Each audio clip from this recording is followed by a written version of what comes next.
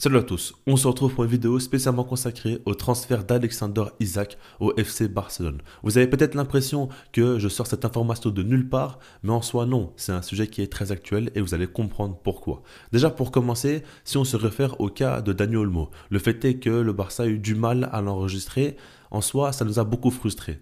Ça a fait beaucoup polémique. Maintenant, on en a oublié le principal. C'est-à-dire qu'aujourd'hui, le Barça est de retour à la règle du 1 pour 1. Et ça, c'est quand même quelque chose qu'on attendait depuis des années. Et ça fait qu'il y a des perspectives positives à avoir pour la suite. Déjà, ce qu'il faut se dire, c'est qu'aujourd'hui, le Barça n'est évidemment pas capable d'investir plus de 100 millions d'euros sur un joueur tout de suite. Mais s'il travaille bien, si les ventes sont bonnes, à ce moment-là, cela sera possible. Dans l'idée de se dire qu'aujourd'hui, quand tu es de retour à la règle du 1 pour 1, les ventes pourront t'apporter beaucoup d'argent à réinvestir directement sur le marché des transferts. Et à ce niveau-là, il y a beaucoup de joueurs qui peuvent être vendus. On parle beaucoup déjà dans un premier temps d'Eric Garcia. En soi, c'est pas un joueur qui va t'apporter beaucoup d'argent, mais vu qu'il est arrivé libre et qu'il est totalement amorti, avec son salaire, avec le prix du transfert, ça peut tout de même rapporter une bonne petite somme. Et puis quand tu regardes par la suite, un joueur comme Araujo. Alors on dit aujourd'hui qu'il va prolonger. Maintenant, on ne sait pas encore définitivement s'il va rester à long terme ou non au sein du club. En tout cas, ce qui est sûr, c'est que beaucoup de clubs sont intéressés par le joueur.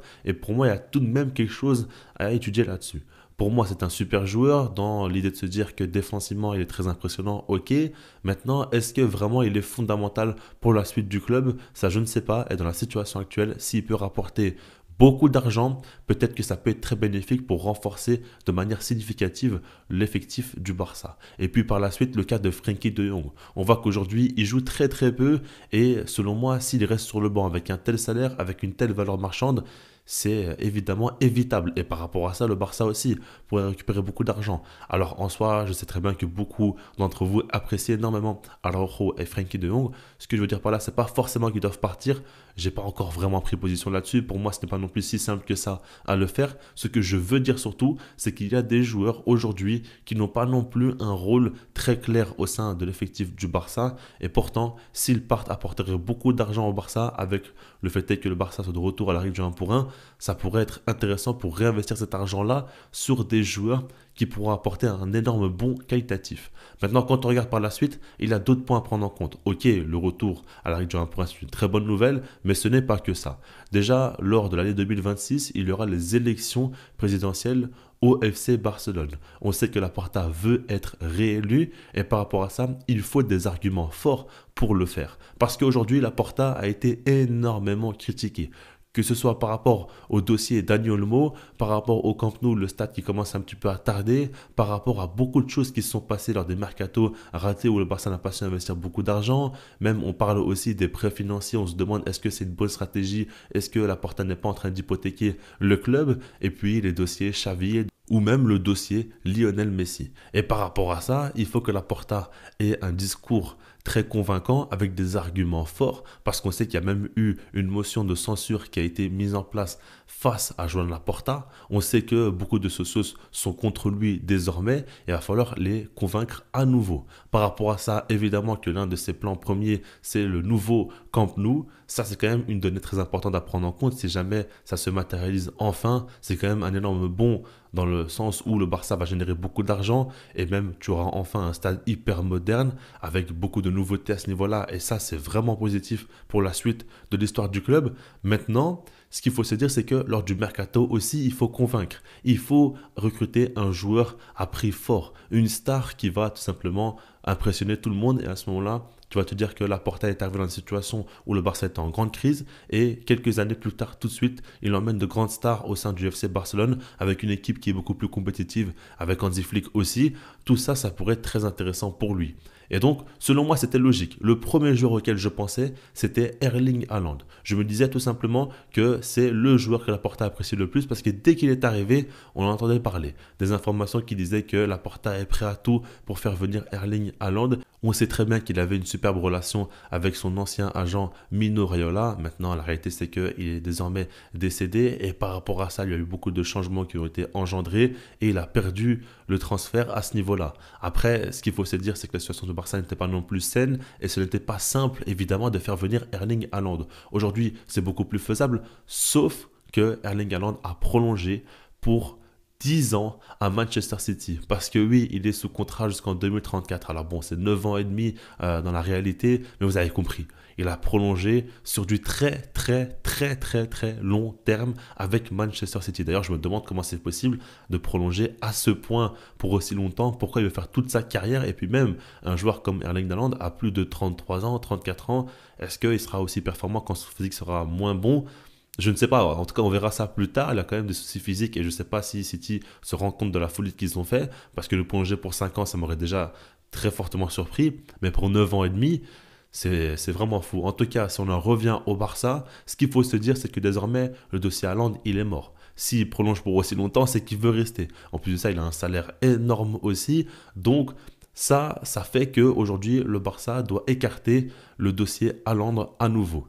Et donc, aujourd'hui, on sait très bien que s'il y a un gros transfert doit se faire, c'est au poste de numéro 9. Parce que quand tu regardes en défense centrale, tu as le crack Pau Cubarsí. On voit que le Barça s'intéresse à des bonnes opportunités de marché, comme par exemple Jonathan Tah qui pourrait arriver libre, qui pourrait faire beaucoup de bien. Inigo Martinez revient à un très bon niveau aussi. Il y a quand même des choses intéressantes. Au milieu de terrain, le Barça est plus que fourni avec Pedri qui est certainement le meilleur milieu de terrain au monde à l'heure actuelle. Et puis tu as un joueur comme Gavi, tu as Dani Olmo aussi quand il est disponible qui peut beaucoup apporter. Tu as Casado qui est monté en puissance et qui apporte énormément de satisfaction. Tu as Marc Bernal qui va revenir et attention, s'il retrouve un bon niveau physique, lui aussi pourra exploser et être le prochain Golden Boy. Je n'en doute absolument pas. Et puis pour terminer en attaque, tu as Lamine Yamal qui est le plus gros crack de sa génération, je n'ai pas peur de le dire.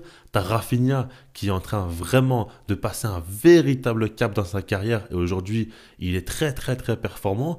Et puis par contre au poste de numéro 9, tu as Robert Lewandowski qui a 36 ans, qui est très âgé, qui n'est plus toujours très régulier et qui pose problème. C'est évidemment là où il faut investir le plus d'argent et essayer de recruter un top joueur.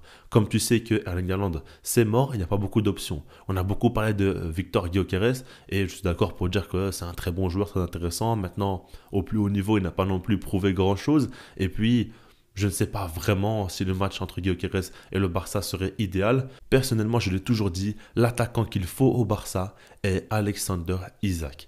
Il a 25 ans, c'est un joueur qui a déjà connu la Liga, qui a fait de très belles choses avec la Real Sociedad. Ensuite, il est allé en Première Ligue où il fait des choses quand même assez impressionnantes. On voit qu'il a quand même un quota de buts en championnat de plus 20 chaque saison dans la Première Ligue quand même où c'est très difficile de stater. On voit qu'aujourd'hui, il commence vraiment à passer un cap où il marque de plus en plus. C'est un homme fort, même très fort de Newcastle. En Ligue des Champions aussi, il a joué quelques matchs aussi où il a été très performant. Dans les grandes rencontres face au top 6 de Première Ligue, à chaque fois aussi, il est décisif, il est très important, il est hyper complet. J'avais fait une analyse sur ma chaîne secondaire, je vous invite à aller la voir et je mettrai la vidéo en description où j'expliquais toutes ses qualités dans le jeu. C'est simple, Isak est un profil vraiment unique dans le sens où il est grand, il est très rapide, il peut prendre la profondeur comme il peut décrocher, il peut jouer dos au but comme il peut finaliser les actions dans la surface, il est clinique face au cage comme il peut combiner aussi et même dribbler en un contre un, il est capable de tout et avec des joueurs comme Lamine Yamal, comme Rafinha, comme Pedri, ça pourrait être sensationnel. Par rapport à ça, Isak au Barça, ce serait la folie, ça coûterait très cher, mais pour moi ce n'est pas infaisable par rapport à tout ce que je vous ai dit. Et puis ce qu'il faut prendre en compte, c'est que par exemple Newcastle pourrait aussi trouver un parti pris intéressant à ce niveau-là. On sait par exemple qu'ils sont fortement intéressés par Andreas Christensen depuis déjà quelques temps. Aujourd'hui, quand on regarde la situation du Danois, on voit qu'il se blesse très souvent, qu'il est très rarement disponible. Et par rapport à ça, selon moi, c'est un joueur qu'on peut largement se permettre de vendre. Parce que oui, personnellement, je l'apprécie beaucoup. C'est un joueur très performant lorsqu'il joue, mais justement, il joue beaucoup trop peu. Il a trop de pépins physiques. Et si aujourd'hui, tu peux récupérer de la marge au niveau du fair play financier, ou plutôt assurer un échange avec Alexander Isak, plus évidemment une énorme somme aussi, ça pourrait être très bénéfique pour le Barça. Et puis même, de manière générale, on sait que Newcastle va préférer le vendre en dehors de la Première Ligue plutôt qu'en Première Ligue. Et ça, c'est une donnée importante à prendre en compte. Donc par rapport à toutes ces choses-là, évidemment, ça ne sera pas simple. Beaucoup de clubs sont intéressés par Alexander Isak. Il va certainement coûter 100 millions d'euros ou plus. Ça va être très cher. Maintenant, pour moi, c'est un coup à faire. Peu importe le prix, il faut foncer. C'est l'attaquant idéal pour le Barça. Regardez par exemple aujourd'hui, quand on parle du fait que Dani Olmo joue au poste de faux numéro 9. On dit que c'est intéressant parce que contrairement à Lewandowski, il peut décrocher et beaucoup apporter plus bas sur le terrain. Mais dites-vous bien, qu'on a Alexander Isak qui peut autant décrocher comme Dani Olmo que rester dans la surface comme Lewandowski. Après, ce n'est pas non plus un tueur de la trempe de Lewandowski, en tout cas à son prime, mais en tout cas, il a ces deux registres-là. En plus de tout ça, il est capable de prendre très très bien la profondeur aussi. Aujourd'hui, on a Rafinha qui est le seul véritable joueur qui t'apporte une énorme plus-value lors des prises de profondeur. Là, tu auras Alexander Isak qui est un deuxième joueur, encore plus de danger dans le style de Hansi Flick. C'est vraiment une arme fatale et en plus de ça, il peut faire d'autres choses. Il peut aussi lancer Rafinha en profondeur, donc il peut vraiment être utile. Et puis, quand on connaît la qualité de centre de Lamine Yamal, quand on connaît le jeu de tête énorme d'Alexander Isak aussi, ça va faire des étincelles. Par rapport à tout ça, il ne faut pas hésiter, c'est le joueur idéal. Selon moi, c'est faisable, si le Barça travaille bien, ils pourront le faire. Je pense que tu peux te permettre de faire un mercato d'ajustement où tu as Alexander Isak comme joueur providentiel et puis tu peux faire des bons coups à côté. J'ai rapidement parlé de Jonathan Tah. Pour moi, ce n'est pas un défenseur de top niveau, mais en tout cas, pour se renforcer intelligemment avec un défenseur qui arriverait libre, c'est une grosse opportunité. Quand tu regardes par exemple Oscar Mingueza, c'est pas un joueur qui fait rêver, mais le Barça a une clause de rachat pour le récupérer à coût très très bas. Et par rapport à ça, c'est une bonne alternative à Jules Koundé pour le faire opposer. Il peut même jouer au poste de défenseur central, pourquoi pas. Donc par rapport à ça, c'est intéressant. Et puis quand tu regardes, il y a beaucoup de joueurs de la Masia aussi. Pour moi, il faut faire confiance à Marc Bernal, il faut faire confiance à Marc Casado aussi.